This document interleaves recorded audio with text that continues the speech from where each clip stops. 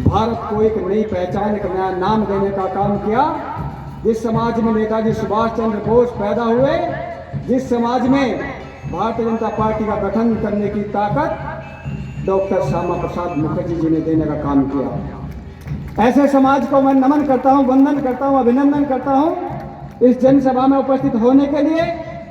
अपने उत्तराखंड से उधम सिंह नगर के दिनेशपुर नगर पंचायत के सम्मानित भाई हिमांशु सरकार जी, साथ ही अभी सुनने में आया है कि अपने माननीय सम्मानित सांसद आदरणीय श्रीमान जगन्नाथ जी, असीम सरकार जी, डॉक्टर गौतम जी और उनके साथ साथ बहन डॉक्टर सपना विश्वास जी और सब सम्मानित बंधु आने का काम कर रहे हैं।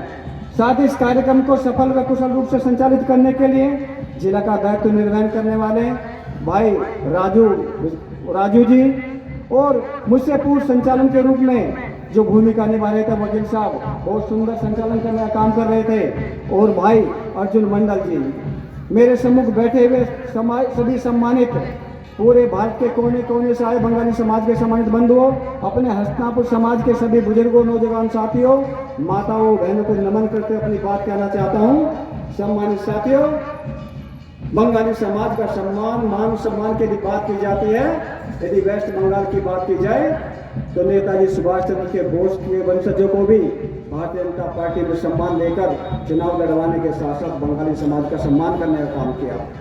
ये आपको पूर्ण रूप से विदित है।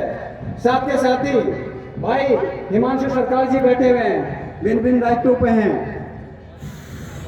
हमें, क्योंकि बंगाली समाज एक ऐसा समाज रहा है जिसने अपने सम्मान स्वाभिमान से पहले राष्ट्र का सम्मान स्वाभिमान बचाने का काम किया है।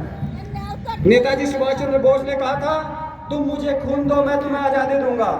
आप सभी जानते हैं इस बात को। निष्कर्ष क्या निकला था?